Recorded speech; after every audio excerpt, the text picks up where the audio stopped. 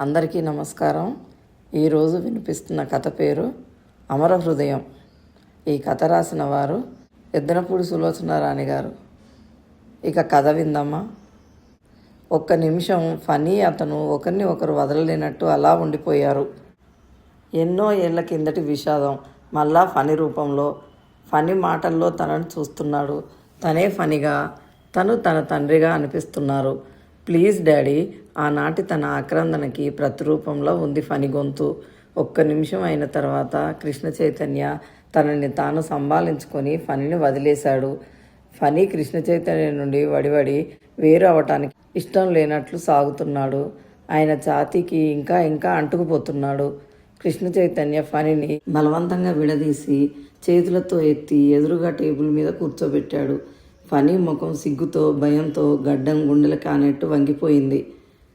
Crop కెరటంలా ముందుకు పడి అతని ముఖం కనిపించకుండా కప్పేసింది.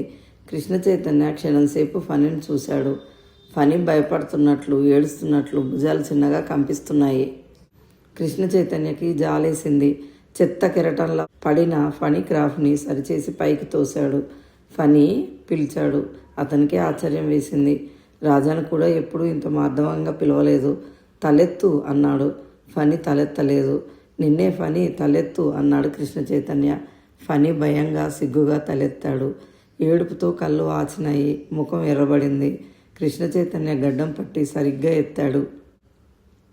ఫనీ భయంగా, ఆందోళనగా చేతులు కట్టుకుని కృష్ణ చైతన్య వైపే చూశాడు. కృష్ణ చైతన్య నవ్వాడు. మనోహరమైన చిరునవ్వు. ఎదుట వారికి ధైర్యం ఇచ్చే నవ్వు అది. బాధ పీడితులకి మీకు ఆసరా నేనున్నాను అని అమృతహస్తం అందించే ప్రేమ లాంటిది. ఆశీస్సు నిండిన భగవంతుడి ముఖం మీద చిరునవ్వు అది. ఫనీకి ధైర్యం వచ్చింది. గాబరాగా ఉన్నప్పుడు కట్టుకుని అతని చేతులు విడివడినాయి.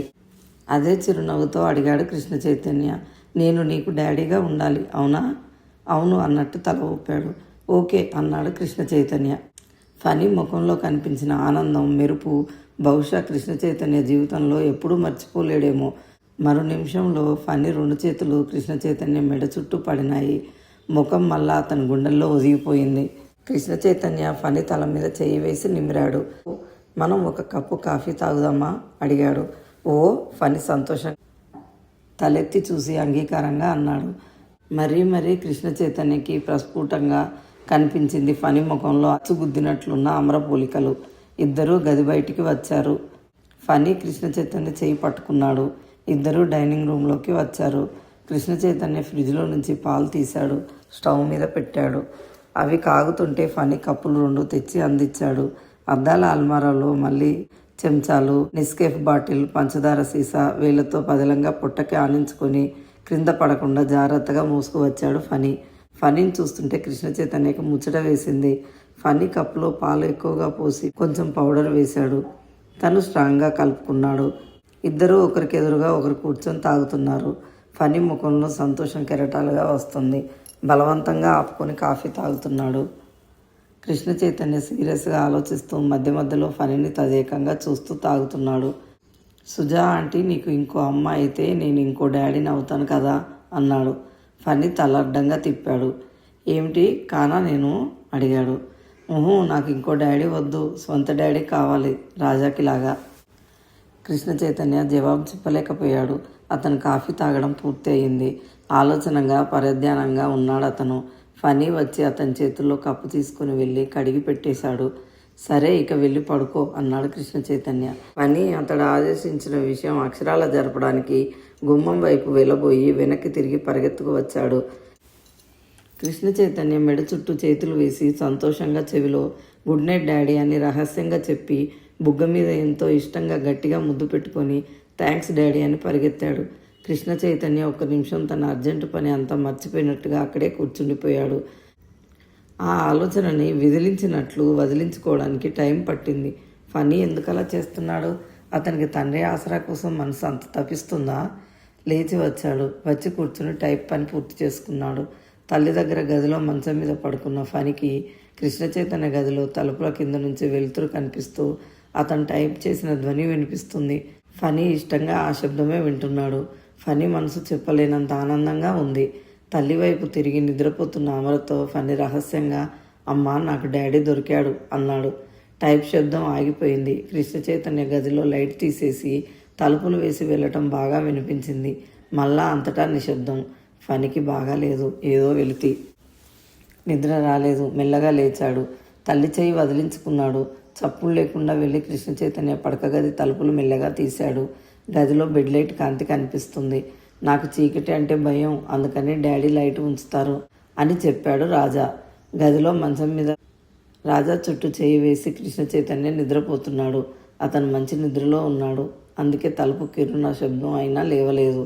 ఫణి మెల్లగా అడుగులో అడుగు వేసుకుంటూ లోపలికి వచ్చాడు. కృష్ణ చైతన్యకి ఇటువైపు ఖాళీగా ఉన్న చోటులో మంచం ఎక్కి పడుకున్నాడు. నిద్రలో ఇటు తిరిగిన కృష్ణ చైతన్య రాజా అన్నట్టే ఫణి నడుం చుట్టూ చేయి వేశాడు. ఫణికి సంతోషంగా అనిపించింది. ముఖం ఆనందంతో సంబరంగా అయింది. ఆ చెయ్యి దీపపు కాంతిలో ఎంతో బాగుంది. అతనికి మెలకు రాకుండా జాగ్రత్తగా తన చేత్తో అతని చెయ్యి పట్టుకున్నాడు. ఫణికి సంతోషంగా అనిపించింది. ఎప్పుడూ అంత సంతోషం అనిపించలేదు. ఫణికి హాయిగా నిద్ర వచ్చేసింది. ఎక్కడో రైలు దందన్మని శబ్దం చేస్తూ కూ అని కూత వేసుకుంటూ వెళ్తున్న శబ్దం. అమరకి గాఢ సుగప్తిలో నుంచి మెలకువ వచ్చేసింది. మనసంతా హాయిగా ఎంతో సేద తీరినట్లుగా, బాధ ఆవేదనల నుండి బంధ విముక్తి అయి స్వేచ్ఛ ఆనందంలో ప్రయాణించిన శ్వేత విహంగంలా ఉంది. అమర కళ్ళు పూర్తిగా తెరవకుండానే బద్ధకంగా ఒళ్ళు విరుచుకుంది. చెయ్యి చాచి ఫణి ఒంటి మీద వేయబోయింది. ఫణి శరీరం స్పర్శకి అందలేదు. చెయ్యి వెతికింది. అమర పూర్తిగా కళ్ళు తెరిచి చూసింది. ఫణి మంచం మీద లేడు. అమర లేచి కూర్చుంది. ఫణి అప్పుడే లేచినట్లున్నాడు. అమర పెదవులు చిరుదరహాసంతో విరిసినాయి. వాడి ఆరాటం అలాంటిది. హఠం చేసి మొత్తానికి ఈ బొంబాయి ప్రయాణం సాధించాడు. వాడింత పట్టుబట్టకపోతే తను వచ్చేది కాదు. కానీ ఈ రావటంలో తనకి కూడా మేలు జరిగింది. మానసికంగా శారీరకంగా కాస్త తేరుకుంది. ఏమిటో ఆ డబ్బు బాధలు, ఆ ఇబ్బందులు ఇప్పుడు అంత భూతంలో భయపెట్టడం లేదు. ఏదో శక్తి తెలియని ధైర్యం మనసుకి ఈ ప్రయాణం ఇంజెక్ట్ చేసినట్లుగా ఉంది. అందుకేనేమో చాలా దుఃఖం ఉన్నా, బాధలో ఉన్న గాలి మార్పు కోసం ఎటైనా 4 రోజులు వెళ్ళి రావాలి అని మన పెద్దవాళ్ళు అంటారు. డైనింగ్ హాల్లో శబ్దం, కప్పుల ధ్వని వినిపిస్తుంది. సుజాత లేచినట్లుంది. అమర లేచి వచ్చింది. సుజాత పాలు కాస్తుంది. లేచేసావా అమర? నేను చప్పున కాఫీ చేసి తెచ్చి నిన్ను లేపి బెడ్ కాఫీ ఇవ్వాలని అనుకున్నాను సుమా అంది. అలాంటి అలవాట్లు లేవు, కావాలనుకున్నా అవ్వవు. అమర వెళ్ళి మొహం కడుక్కొని వచ్చింది. పిల్లలేరి అంది. వాళ్ళు ఇంకా లేవలేదు అంది సుజాత. ఫణి లేచేశాడు అంది అమర. లేవలేదు, ఒళ్ళు తెలియనట్లు నిద్రపోతున్నాడు. నిన్న బాగా తిరిగారుగా అంది. ఫణి నా మంచం మీద లేడుగా. నేను చూపిస్తాను రా. సుజాత అమర చేయి పట్టుకుని తీసుకువెళ్ళింది. కృష్ణ చైతన్య పడక గది తలుపుల దగ్గరగా వేసి ఉన్న వాటిని మెల్లగా కొద్దిగా తోసేసింది. చూడమన్నట్టు అమరకు చూపించింది. గదిలో మంచం మీద కృష్ణ చైతన్య దగ్గరగా ఒదిగి నిద్రపోతున్నాడు. కృష్ణ చైతన్య కాస్త పక్కకు తిరిగి ఫణి నడుం చుట్టూ దగ్గరికి తీసుకున్నట్టే చేయి వేశాడు. రాజా తండ్రి వెన్నులో ఒదిగిపోయినట్టు అతని వైపు తిరిగి ఒక కాలు, ఒక చెయ్యి కాలు మీద వేసి పడుకున్నాడు. ముగ్గురు ఈ లోకం సృహే లేనట్టు మంచి నిద్రలో ఉన్నారు. సుజాత నవ్వుతూ అమర వైపు చూసింది. కానీ అమర మొహంలో నవ్వే లేదు. ఆ దృశ్యం ఆమెను చాలా కలవరపరిచినట్టు అశాంతిగా అయ్యింది. వేదనామయంగా మారింది. 10 నిమిషాల క్రితం లేవగానే ఆమె పొందిన హాయి నామరూపాలు లేకుండా పోయింది. ఫణి లేపడానికి వెళ్తున్న అమరని సుజాత చప్పున చేపట్టి వెనక్కి లాగింది. ఉష్ అని శబ్దం చేయవద్దు అన్నట్టు నోటి మీద వేలుంచుకొని అంది. పదిలంగా చప్పుడు కానియకుండా సుతారంగా తలుపుల దగ్గరికి లాగేసింది. అమరను చేయి పట్టుకుని అక్కడి నుండి డైనింగ్ హాల్లోకి లాక్కు వచ్చింది. కుర్చీలో కూలేసి వెళ్ళి కాఫీ తెచ్చి ఇచ్చింది. సుజాత కాఫీ తాగుతూ ఈరోజు చూడాల్సిన ప్రదేశాలు, ప్రోగ్రామ్ని చెప్తుంది. రేపు ఆయన ఫ్రీ అవుతారు. ఎలిఫెంటా కేవ్స్ చూడడానికి తీసుకువెళ్తానని అన్నారు. ఈరోజు మధ్యాహ్నం ఒక ఫ్రెండ్ ఇంట్లో తప్పనిసరిగా వెళ్ళాలి అంటూ ఏకరువు పెడుతూ చెప్తుంది. అమర పరధ్యాసగా ఆలోచిస్తున్నట్టు కాఫీ కప్పు మాట కూడా మర్చిపోయి అలాగే చూస్తుంది. కాఫీ చల్లారిపోతుంది, తాగు అమర అంటూ హెచ్చరించింది. అమర ఉలికిపాటుగా కప్పు చేతుల్లోకి తీసుకుంది. సుజాత ఫణి అలా కృష్ణ చైతన్య దగ్గర పడుకోవడం చూసి సంతోషపడుతుంది తప్ప చిరాకు పడటం లేదు. అది అమరకు ఇంకాస్త జటిల సమస్య అయింది. సుజాత బాధపడినా కోపగించుకున్నా తన పని చాలా సులభం అయ్యేది. అది కూడా లేదు. ఫణి తన దగ్గర నుంచి ఎప్పుడు వెళ్ళి అతని దగ్గర పడుకున్నాడో. అమరకి ఆ దృశ్యం చిరాగ్గా ఉంది. ఫణి చూపించిన అతి చనువు విసుగ్గా ఉంది. ఫణి వాళ్ళకి న్యూసెన్స్ అయిపోతున్నాడు. అనే ఆవేదన కలగసాగింది. కృష్ణ చైతన్య లేచాడు. పిల్లలు కూడా లేచారు. అమర లేచి తన గదిలోకి వచ్చేసింది. పిల్లల కబుర్లు, నవ్వులు. ఫణి లేచి అరగంట అయినా తల్లిని వెతుక్కోవడం లేదు. కృష్ణ చైతన్య, రాజా, ఫణి జాగింగ్కి వెళ్ళారు. అమర కిటికీ దగ్గర నుంచి చూస్తుంది. ఫణి సంతోషంగా కృష్ణ చైతన్య, రాజాలతో కలిసి జాగింగ్ చేస్తున్నాడు. వాడికి అసలు అమ్మ అనే విషయం గుర్తులేనంత ఆనందంగా ఉంది. అమరకు ఇది విషం మింగినంత బాధగా ఉంది. ఫణి తనది ఒక ప్రపంచం. ఈ ప్రపంచంలో ఫణి వేరే వాళ్ళని వెతుక్కుని వెళ్ళిపోతే తనెంత ఒంటరితనమో అర్థం అవ్వసాగింది. అమర ఇక బొంబాయి ప్రయాణం సహించలేకపోతుంది. ఇంటికి వెళ్దాం పద సుజా అంటూ తొందర చేసింది. కానీ అమర తొందర ఏం పని చేయలేదు. కృష్ణ చైతన్య మర్నాడు అందరినీ ఎలిఫెంటా గుహలు చూడడానికి తీసుకువెళ్ళాడు. ఫణి రాజాతో పాటు సమంగా అతన్ని అంటిపెట్టుకుని అతని దగ్గరే కూర్చున్నాడు. అమర పిలిచినా రాలేదు. కృష్ణ చైతన్య కూడా పిల్లవాడిని నిరుత్సాహపరచడం లేదు. రాజాతో సమంగా ఫణి అడిగిన ప్రశ్నలకు కూడా జవాబు చెప్తున్నాడు. సుజాత, అమర వారికి కాస్త ఎడంగా కూర్చున్నారు. సుజాత చాలా ఆనందంగా కృష్ణ చైతన్య, ఫణి మాట్లాడడం చూసి, రాజా, ఫణి ఇద్దరు కృష్ణ పిల్లల్లా లేరు. నాకు చాలా సంతోషంగా ఉంది అమర. ఇన్నాళ్ళు ఒంటరివాడు అని నేను కృష్ణ బాధపడేవాళ్ళం. మాకు ఫణి వచ్చిన తర్వాత ఆ బాధ పోయింది అంది. బాగుంది. తన మనసులో వెళ్తీ వారి మనసులో ఆనందం కలిగిస్తున్నాడు ఫణి. కృష్ణ చైతన్యతో కబుర్లు చెబుతున్నప్పుడు ఫణి మొహంలో ఉత్సాహం, అతని దగ్గర ఆ చనువు చూసి అమర వింతగా ఆశ్చర్యంగా చూస్తుంది. అమర, ఫణి బొంబాయి నుండి తిరిగి వచ్చేశారు. ఫణి కోసం సుజాత పెద్ద పెట్ట కొన్నది. అమర వద్దన్నా వినలేదు. దాని నిండా ఫణి బట్టలు, బొమ్మలు, కంప్యూటర్, చెస్ లాంటి మేధస్సుని పదును పెట్టే రకరకాల ఆట వస్తువులు ఉన్నాయి. అది ప్రత్యేక లోకం అంది. మాట మాటకి చేస్తున్న పని వదిలి పరిగెత్తుకు వచ్చి ఆ పెట్టె తెరిచి అందులో వస్తువులు చూసుకుంటాడు. ఆనందపడతాడు. ఉత్సాహంగా అమ్మ అనో నానమ్మ అనో పిలిచి ఆ వస్తువుల ప్రత్యేకత గురించి, అపురూపమైన సంగతులు వర్ణించి ఎదుటివారు వింటున్నారా లేదా అని కూడా గమనించకుండా చెప్పేస్తాడు. అమర బొంబాయి నుండి వచ్చినప్పటి నుంచే చాలా సీరియస్గా ఉంది. ఫణి విషయం కొరకరాని సమస్యగా పరిణామం చెందబోతుందని బాగా అర్థమయ్యింది. అది మొక్కలోనే తుంచకపోతే తను వంచలేనంత మానగా ఎదిగి తనకు అందకుండా పోతుందని స్పష్టంగా తెలిసింది. ఫణి ముంబై నుండి రాగానే పాలు తేవడానికి వెళ్ళమంటే విసుక్కున్నాడు, నసిగాడు, ఏడ్చాడు, కాళ్ళు బాదుకున్నాడు. నోరు మూసుకుని వెళ్ళు కఠినంగా అంది అమర. ఏదో ఊరు నుండి వచ్చాడుగా, కాస్త మారం చేస్తున్నాడు, కసరకుండా చెప్పవే అమరా అంది దుర్గమ్మ. అత్తయ్య, నేనేం చేస్తున్నానో నాకు బాగా తెలుసు, నువ్వు మధ్యలో కల్పించుకోవద్దు అంది నిర్మోహమాటంగా. వచ్చిన 4వ రోజున సుజాత, రాజా ఇద్దరూ వచ్చారు. అమర, పిల్లల ఎగ్జిబిషన్ ఉంది, వెళ్దాం, వస్తావా అంది. రాను సుజా అంది అమర సూటిగా, ఖచ్చితంగా. అమర జవాబు చెప్పిన ఆ తీరుకి సుజాత తెల్లబోయినట్టు చూసింది. ఫణి, రాజా పెట్టె తెరిచి బొమ్మలు చూసుకుంటూ కబుర్లు చెప్పుకుంటున్నారు. అమర సుజాతకి చెప్పింది, ఇప్పుడే కాదు ఇంకెప్పుడు రాను, నువ్వు అడగవద్దు, అంతేకాదు దయ ఉంచి నన్ను రమ్మని కానీ ఫణ్ణి పంపమని కానీ నువ్వు అసలు కబురు చేయవద్దు, నువ్వు కూడా మా ఇంటికి రావద్దు. అమర, సుజాత ఆశ్చర్యంగా మంచం మీద నుంచి లేచింది. సుజా, నీ స్నేహాన్ని, నీ ఆత్మీయతని నేను కాదని అనటం లేదు, జాగ్రత్త పడుతున్నాను. మా పరిస్థితులు బాగాలేవు. నువ్వు మంచి మనసుతో నన్ను ఆదుకోవాలని ఎంత తాపత్రయపడుతున్నావో నాకు బాగా అర్థమైంది. కానీ సుజా, మాది దరిద్రమే. ఈ దరిద్రంలో నుంచి అదృష్టం బాగుంటే బయటపడతాం, లేదంటే ఆనందంగా అనుభవిస్తాను సుజా, నిర్మోహమాటంగా చెబుతున్నాను. అమర చేతులు జోడించింది. ఫణిని మాత్రం నేను ఎవరితోనూ షేర్ చేసుకోలేను. చివరికి ఆప్తమిత్రురాలివి నీతో అయినా సరే. ఈ ప్రపంచంలో నాకున్నది వాడు ఒకే ఒక వ్యక్తి, వాడిని ఎవరికీ ఇవ్వలేను. సుజాత మొహం ఎర్రబడింది. బాగా ఆవేశం వచ్చింది. నీకేమన్నా పిచ్చా? ఫణిని నీకు దూరం చేయటమా? వాడి చదువు, జీవితం సుఖంగా గడవాలని తాపత్రయపడుతున్నానే తప్ప, వద్దు, మా గురించి నువ్వు ఏ తాపత్రయం పడవద్దు. మా గురించి మర్చిపో ప్లీజ్. నువ్వు ఈ విషయంలో ఏమి అనుకున్నా నేను లెక్క చేయను. అమర కఠినంగా, గట్టిగా, ఖచ్చితంగా, నిర్మోహమాటంగా అనేసింది. నువ్వు నన్ను ఎందుకంత అవమానం చేస్తున్నావు? సుజాత కూడా గట్టిగా అడిగింది. ఫణిని దక్కించుకోవాలంటే ఇంతకంటే గత్యంతరం లేదు. ఈ క్షణం నుండి నువ్వు మా ఇంటికి రావద్దు. షటప్ అర్చింది సుజాత.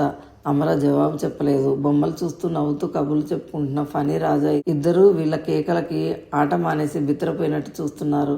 మంచంలో పడుకున్న దుర్గమ్మ లేచి కూర్చుంది.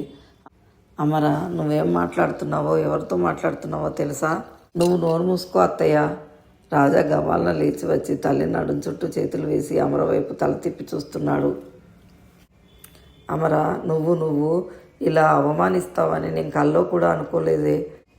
నీ మనసు ఇంత చిన్నదని, నన్ను ఇట్లా అపార్థం చేసుకుంటావని అనుకోలేదే. నేను గతిలేక పిల్లలు కరువై మీ ఇంటికి వచ్చాననుకుంటున్నావా? సుజాత ముఖం ఎర్రబడింది. ఆయాసం వస్తుంది. ఊపిరి గబగబా పీలుస్తుంది. అమరకు బాధ కలిగినా నిగ్రహించుకుంది.